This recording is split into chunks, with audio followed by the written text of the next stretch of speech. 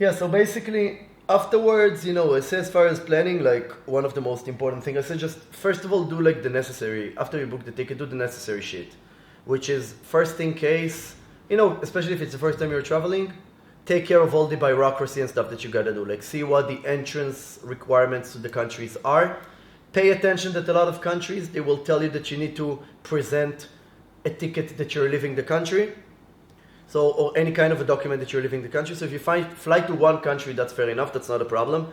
But if you fly to another country, also don't worry about it. There are a lot of like onward tickets, sites. So you won't get to the airport and tell you, you know what, you need to book a ticket out of the country. Happened to me in Guatemala, I was using onward tickets and it was all completely easy.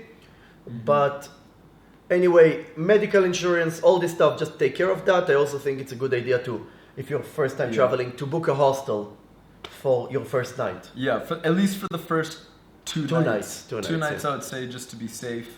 Yeah. That way you're not kind of stranded. Because even one night, like, that means you have to check out, like, the morning of the next day, which... Also, a flight might get delayed. My last flight was delayed about 12 hours. So instead of landing in the morning, I landed at, like I got to the hostel at 11 p.m. Mm-hmm. And then I booked it for 3 nights and it was fine. But then if you book it for just one night, you're kind of fucked. Exactly. Yeah. And also in countries that you don't speak the language and you're with all your stuff, you're kind of like a target. Yeah. And I think that's pretty much it. Other than that, I mean, just go on the trip. You have your gear. You have an idea somewhat of what you want to do. Important thing about gear. I mean, I saw so many people that freak out about whether they're going to have everything.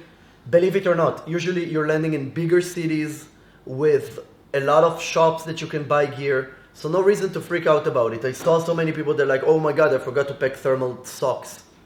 Guess what? If you're going to a place where people are hiking, you will have the shops, you will have the places to buy the stuff. Or rent, or I don't know, you will have someone in the hostel that you can ask them for a favor.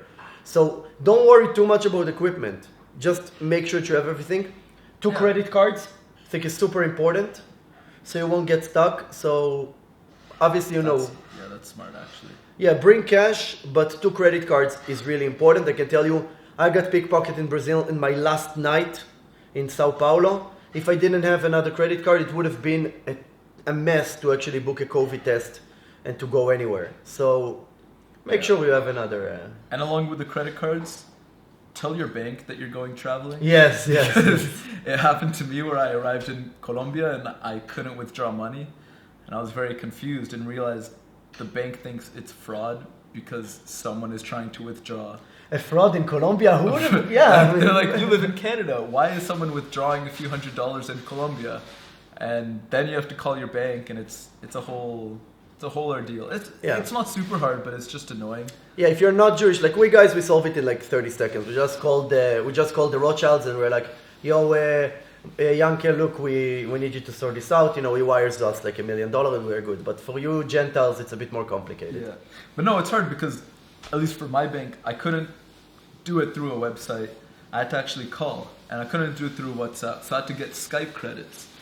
And I called them through Skype credits, and it's not fun. Yeah, it's better to just figure it out. I mean, in Israel, like I know in Israel it's easy, like you can just do it on the app, but it takes it a while until they update it on their system. So like for me, when I was in Brazil, it took me about 4 or 5 hours that it was really messy. I couldn't actually pay the hostel because my credit card was not working. And it put me like not in the nice spot, they were very nice people. Eventually worked out, but yeah, better to take care of all the bureaucracy stuff. Take care of it in advance because these are the stuff that is really going to be annoying. And especially if you value your traveler time, you don't want to deal with bureaucracy while traveling.